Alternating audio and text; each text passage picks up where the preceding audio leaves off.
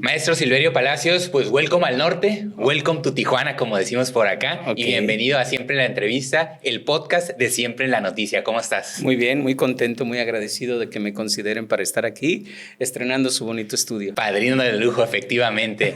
Bueno, pues preguntarte, ¿te trae el Festival de Cine de Tijuana por acá? Así es. Sabemos, tienes la película Welcome al Norte. ¿Tenías mayores referencias de Tijuana o fue a raíz de esta película? Es lo primero que me gustaría preguntarte. ¿O qué sabías de Tijuana?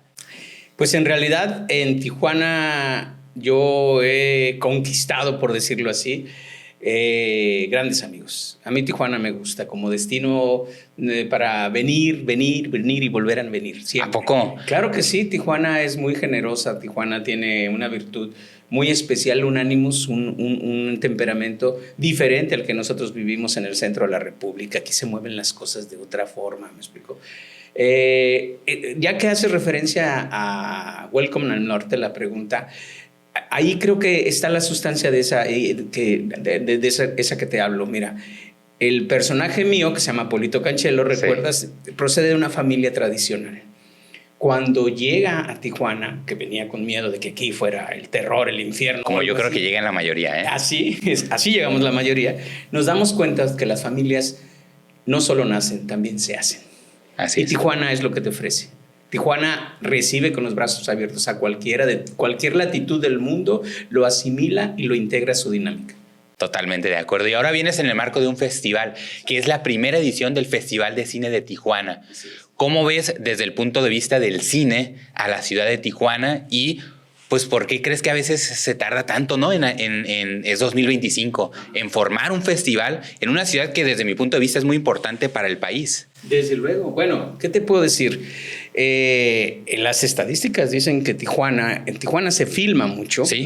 No solo para proyectos nacionales, sino internacionales. Entonces, la verdad es que hay una especie de atraso, entre comillas, ¿no? Un retraso en la realización de un festival tan importante como esperamos que resulte ser este. Es decir, que a partir del primer Festival de Cine de Tijuana haya uno y otro y otro y otro más, así se eternicen, porque Tijuana no es una frontera, sino un punto de partida para la cinematografía nacional importante, como te digo, porque aquí suceden cosas diferentes que las que suceden en México. Pues ojalá sea un éxito y se vuelva pues año con año una tradición, que esa es un poquito la expectativa que tienen los organizadores. Desde luego que sí, ojalá y tome el arraigo que necesita el festival. Yo estoy seguro que sí, ¿eh? Yo estoy seguro que sí. Ya generó mucha expectativa para nosotros los que venimos del centro. Silverio, aprovechando que te tengo aquí en nuestro estudio, me gustaría preguntarte, ¿cuándo te das cuenta que tú quieres ser un actor profesional? Y te lo pregunto porque cuando alguien canta, de repente desde muy pequeño lo empieza a manifestar. O cuando alguien se va a dedicar a la pintura, pues a lo mejor las condiciones o características dibujaba bien desde pequeño. Pero en la actuación no sé si es normal que de repente desde niño estés actuando o te das cuenta con el paso del tiempo. Yo creo que te das cuenta con el paso del tiempo, porque déjame decirte una cosa, yo primero canté, yo primero bailé, yo primero dibujé y yo decía, tengo talento para eso, yo podía hacer esas cosas, ¿me explico? Y un día alguien me invitó a un ensayo de una obra de teatro, el ensayo de una pastorela de una obra de teatro. Para este entonces yo ya estaba estudiando música, ¿no? En una escuela en mi tierra. Yo soy originario de Colima, en el occidente de este país. Y entonces me dijeron, vamos a ver un ensayo. Y yo, ok, vamos a ver el ensayo de la pastorela. Pues, ¿qué es eso, no? Pues una obra de teatro, ¿no? Sobre el asunto religioso. Bueno, ok. Y me dijeron, nomás escóndete allá en la última butaca del teatro, porque el maestro, el director de la pastorela es un medio de mal genio. Entonces, si te va a ver, se va a enojar y te va a sacar. Ok, bueno, está bien. Me escondí y yo veía que el maestro volteaba y decía, parece que hay alguien allá atrás en el fondo de la butaquería de este foro, ¿no? Hasta que dijo, sí hay alguien. A ver, ¿usted qué hace allá? No, pues vine a ver, aquí no se viene a ver, véngase para acá.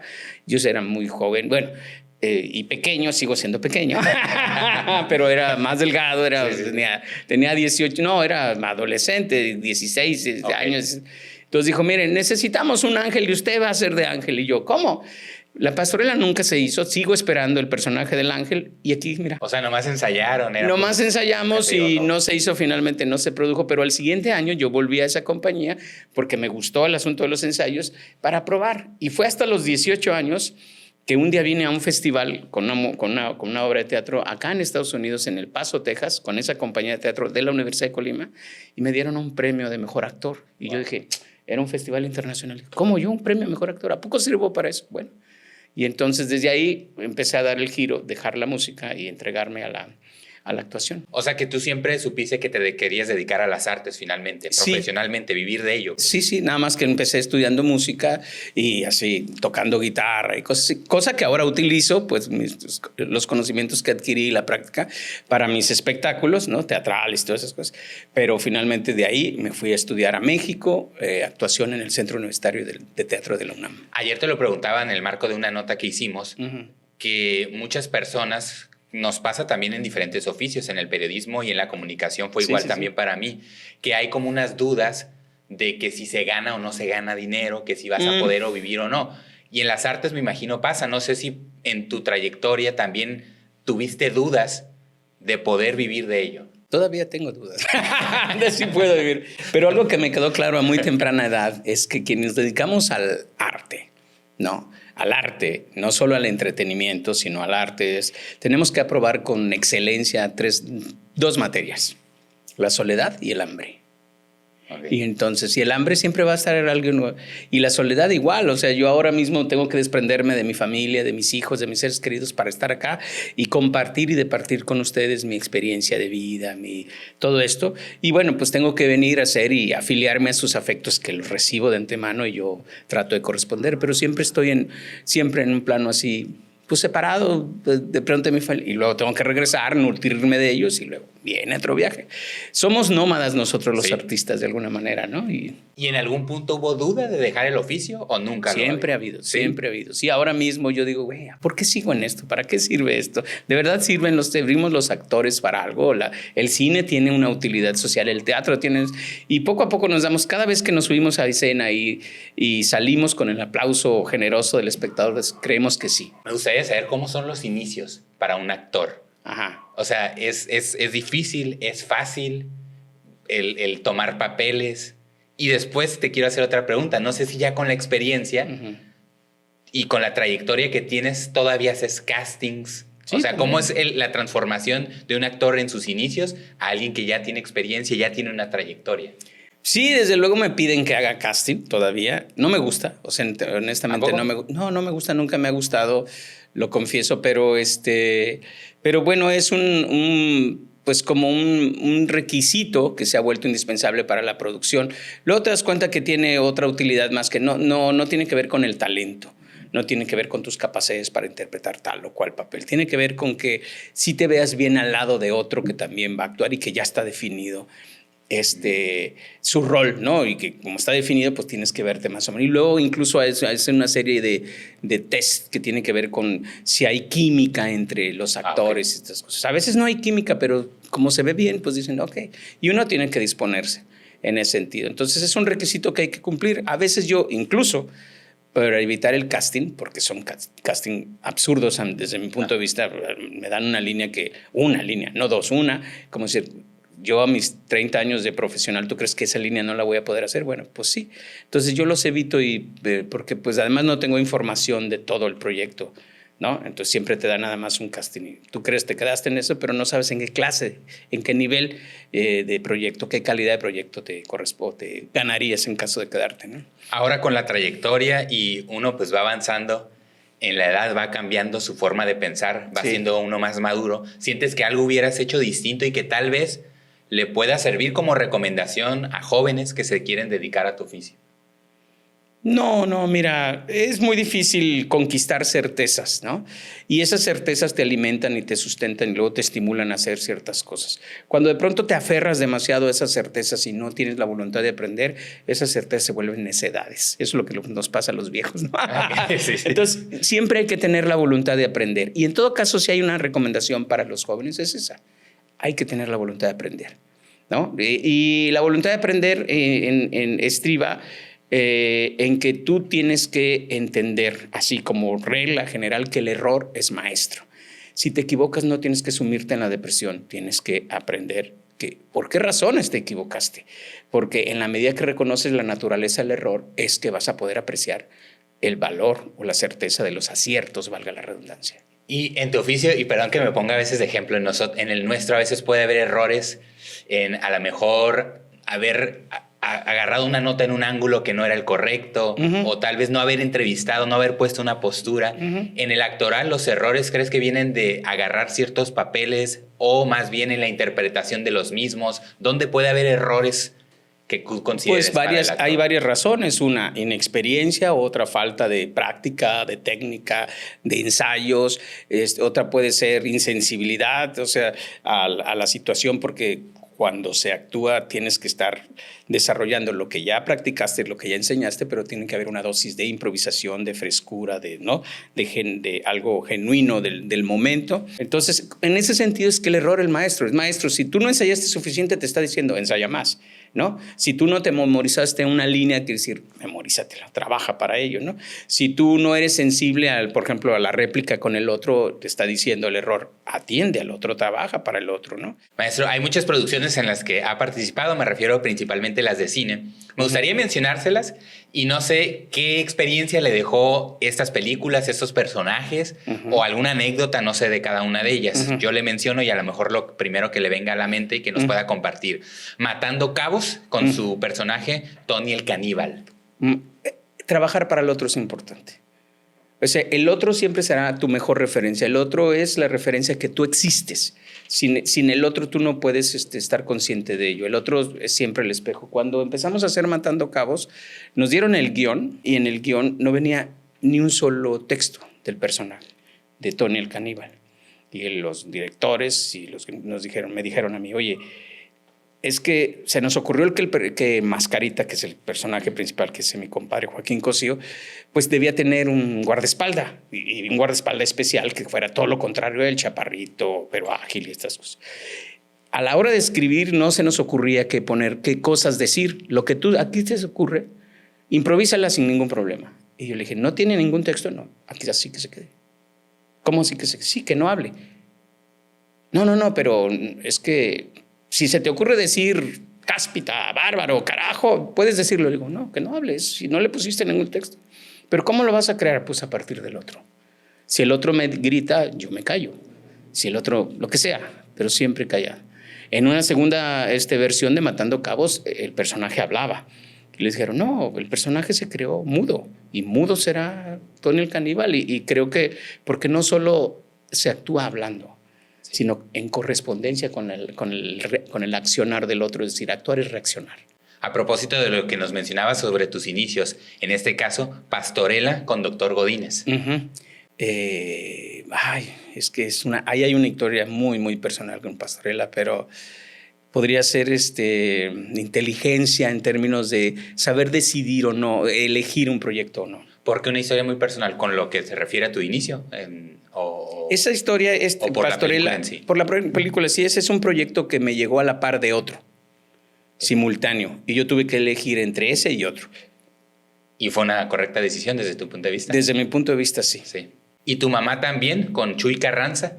Ese Chuy Carranza, bueno, esa es una de mis primeras películas, de hecho es mi segunda película, y bueno, ese sí es un aprendizaje extraordinario para mí. Bueno, yo me integraba por primera vez por segunda vez al cine, a una obra fílmica, sorpresivamente, porque a mí me dijeron una semana antes unos días antes de viajar a Oaxaca, donde se estaba filmando, que yo estaba en esa película y yo no sabía que estaba en esa película, ¿no? ¿Una semana antes te enteraste? Sí, me enteré y me dijeron, pues va a viajar, y yo, ¿cómo?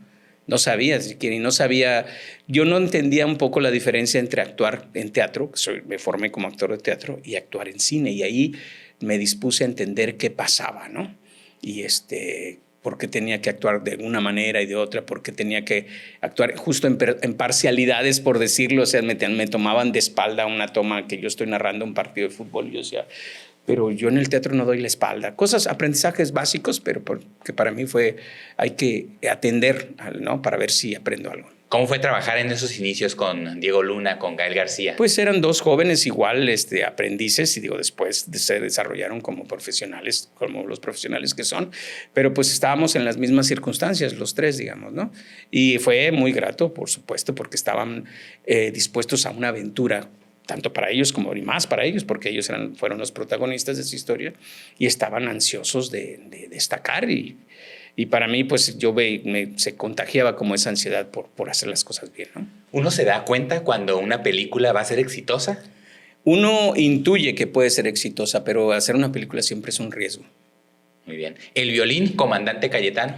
Esa película también es otra cosa que son de esas cosas fortuitas que te dejan también una lección extraordinaria, porque esa película, que es de tema guerrillero, la filmamos en términos guerrilleros.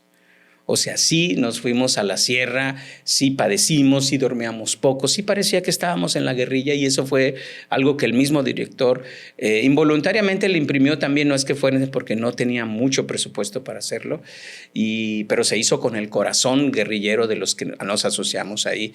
Y eso lo celebro, yo poder haber sido partícipe, aunque sea en un fragmento, en una parte mínima de la película, pero celebro la voluntad de todos quienes hicieron esa película. Es un gran acierto esa película. Ahorita que hablaste de producciones, quiero preguntarte la diferencia entre una producción estadounidense y mexicana, porque te iba a preguntar de tu experiencia en La leyenda del zorro. No, bueno, el presupuesto lo determina todo. O sea, tú en una película norteamericana puedes tener todas las seguridades del mundo, en una mexicana ninguna.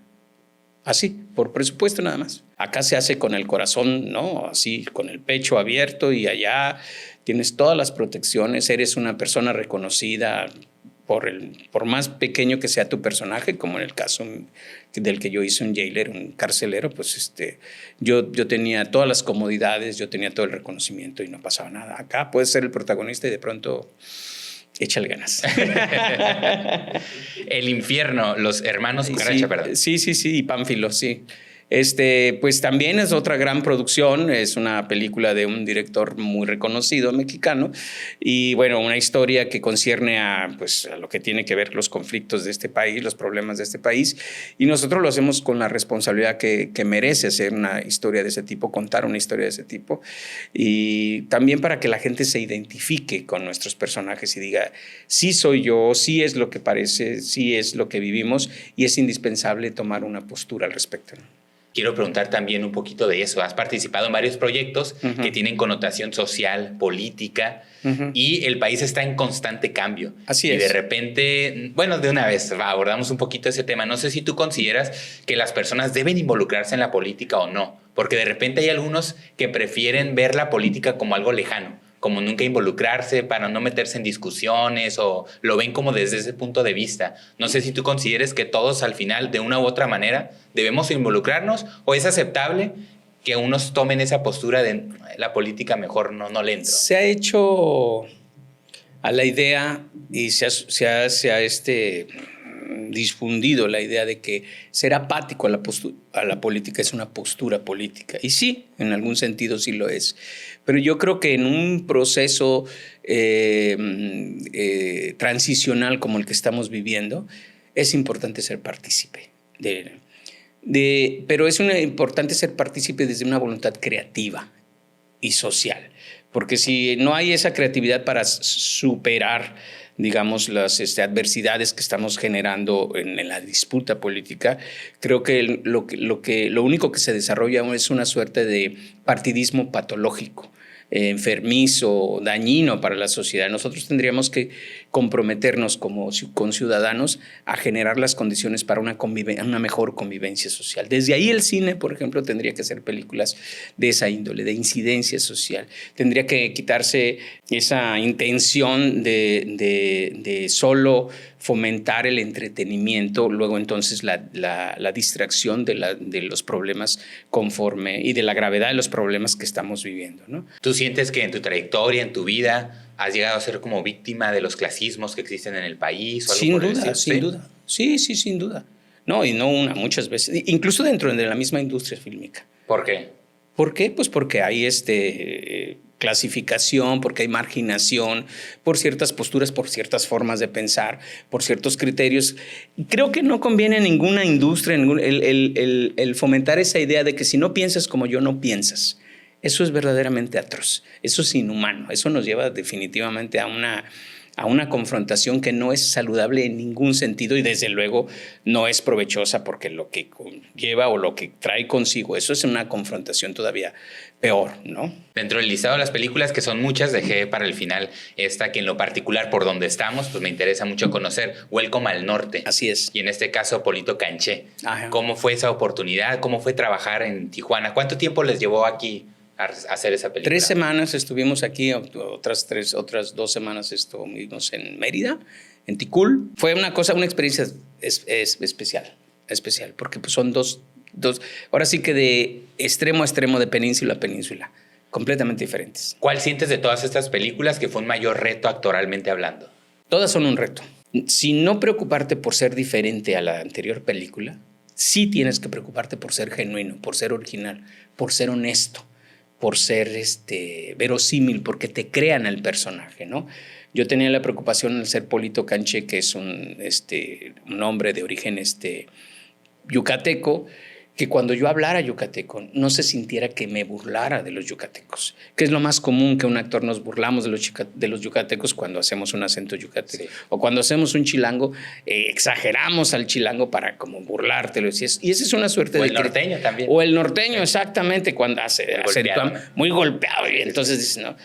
Pero la gente tenía que creer que yo, así con mis condiciones, pues era justamente yucateco. Y yo creo que gracias al apoyo de gente que me apoyó, valga la redundancia, colegas actores, y uno en especial mi coach actoral, Juan de la Rosa, un actor de antaño, de allá de director de teatro de yucateco, me estuvo cuidando el acento para que yo no sonara justamente burlón, ¿no? Aporreado le llamaba él. Cuando yo exageraba, me decía, bájale. Y me cuidaba. Y bueno, pues así sucedió. Ahora la gente, hay periodistas que me llaman de Mérida para entrevistarme y me dicen, ¿en qué parte de Mérida nació usted? Yo no, yo no soy de acá, ¿no? Entonces eso de alguna manera nos da la certeza de que acertamos en cierta forma con el personaje, ¿no? Evoluciona no solamente la forma de contar historias, sino también en dónde se proyectan. Claro. Antes era el cine, ahora hay muchas plataformas de streaming. ¿Qué te parece a ti la entrada de Netflix y de cualquier otra de las plataformas del famoso streaming?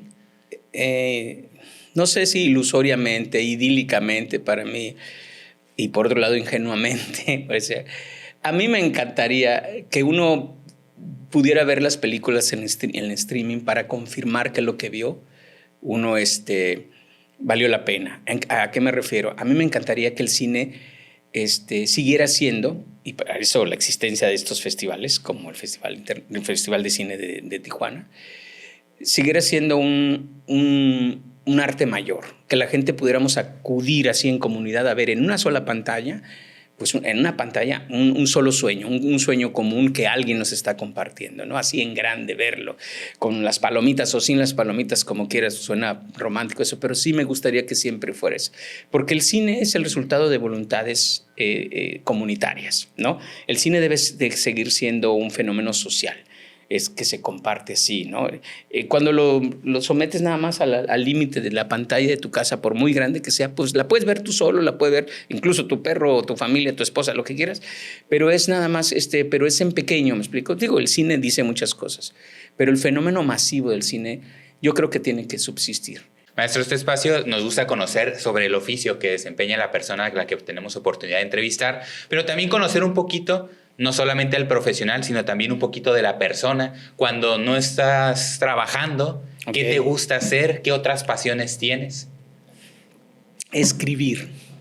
Me gusta escribir. Nunca me he presumido que soy escritor, pero muchos de mis proyectos personales, espectáculos que desarrollo, tienen que ver con lo que yo escribo, las historias que yo escribo, las reflexiones que yo tengo. Escribir me ha sido un ejercicio que me permite refrescarme permanentemente, actualizarme, entender, ¿no? Discernir acerca de fenómenos que no entiendo, de la conducta. Yo pienso que los actores debemos ser como especialistas de la naturaleza humana para poder interpretarla, ¿me explico? Entonces me permite entender, ¿no? Si bien no soy un psicólogo, si bien no soy un filósofo, si bien no soy, no sé, un escritor connotado, pensar. Escribir me permite pensar, y pensar es uno de los ejercicios que hemos dejado hacer como sociedad. Funcionamos, nos hemos vuelto seres funcionales, y en la medida que pensamos, nos permitimos pensar, nos damos cuenta que podemos contribuir más y de mejor manera a la convivencia social. Y en tu día a día, si no estás trabajando, no sé, ¿te gusta ver televisión, a lo mejor leer, o deportes, no sé, viajar? No pues sé. es que quisiera yo tener tiempo para poder volver a hacer deporte, que me encantaba ir a jugar squash, fútbol, básquetbol, lo que fuera. Quisiera tener más tiempo para salir a correr, y como también para salir a caminar, pero todos esos tiempos que hago entre mis traslados de un viaje de un lugar a otro, pues los ocupo justamente para pensar, para escribir, pero cuando estoy en casa, por ejemplo, con mi familia, pues me gusta platicar con ellos, me gusta cocinar, o sea, invento cosas con lo que hay. No es que sea yo un chef extraordinario, pero si hay unos tomates, un chile, una cebolla, un ajo y dos trozos de pollo, pues empiezo a hacer algo con eso y ya comemos. Eso, comer con la gente, platicar, convivir, es de lo que más, creo que más gozo, lo que más disfruto, porque la convivencia es un ejercicio que no deberíamos de desatender. En la convivencia se entraña uno con el otro, y entonces se da uno cuenta de la necesidad o de lo necesario que son las relaciones humanas. Algo que me gusta preguntarle a todos es, ¿te consideras exitoso o cómo defines tú el éxito en tu vida? Si pensáramos en el éxito como la fama y estas cosas, no me considero ni exitoso ni famoso. A mí lo único que me importa es ser útil. Útil en la medida de mi profesión, de lo que yo puedo proveer como profesional. Así de fácil, ¿no? Si yo soy un contador de historias como actor, yo quisiera que las historias que yo cuento llegaran a la entraña del espectador. Si yo soy un comunicador, yo quisiera que las formas en que me comunico con el otro pues sean claras, precisas, y no dejen ninguna duda del mensaje que yo quiero enviar. Pude ver en tu biografía que también te has desempeñado en la docencia. Me gusta la docencia, sí. Platícanos de esa experiencia, cómo llegaste a ella y si te gusta. Yo la verdad todavía tengo esa espinita, nunca he dado clases, pero en el fondo sí soy hijo de maestros. Muy por bien. Lo tanto, como que siento que en algún momento lo haré. No sé, me gustaría saber un poquito Como de eso. te decía al principio de la entrevista, cuando yo empecé a estudiar, en realidad estaba estudiando para maestro de música, para instructor de música, antes de integrarme al teatro y estas cosas. Y tuve grandes maestros, buenos maestros, que de alguna manera, sin decírmelo, me demostraban lo importante que es saber enseñar al otro, lo importante que es compartir el conocimiento con el otro, ¿no? Y lo importante que ese conocimiento sea una certeza, o sea sólido, conocimiento que no se comparte, no se puede dar por hecho que se tiene. De alguna manera entendí eso frente a mis maestros, que ellos lo enseñaban con una generosidad, te compartían su conocimiento con una generosidad que como coincidió, o sea, tuve uno tras otro, buenos maestros de vocación, dedicados. Yo digo, eso debe ser fascinante, ¿no? Debe ser fascinante que tú, sin querer, sepas que has educado, formado a 20 generaciones, por ejemplo, los maestros que tienen, ¿no? Y que ellos no tienen en la cabeza la expectativa de cuánta gente de ahí fue exitosa, y sin embargo, con una persona de cada generación que haya sido exitosa, se hizo lo suficiente, ¿no? Y eso es un mérito extraordinario. La enseñanza es un mérito extraordinario.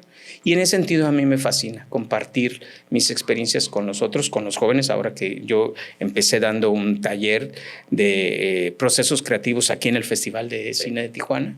Y bueno, pues los chicos al parecer se fueron contentos, y eso me da una satisfacción.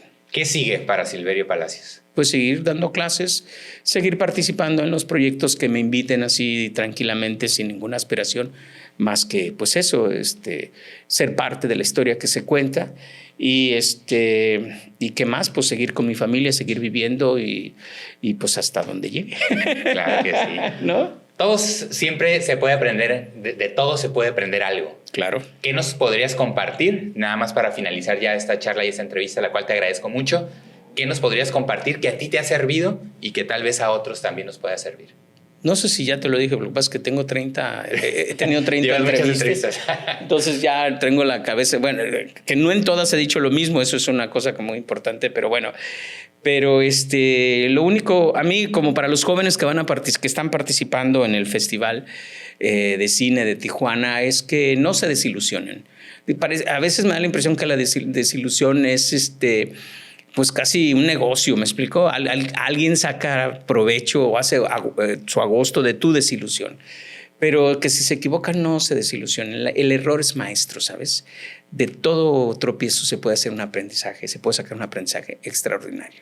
Perfecto. Silverio Palacios, muchísimas gracias por haber atendido esta entrevista y ser el padrino de este espacio precisamente aquí en Siempre la Noticia. Muchas gracias y siempre bienvenido aquí. Gracias, espero que haya servido de algo. No, interesante. Muchas gracias. Gracias.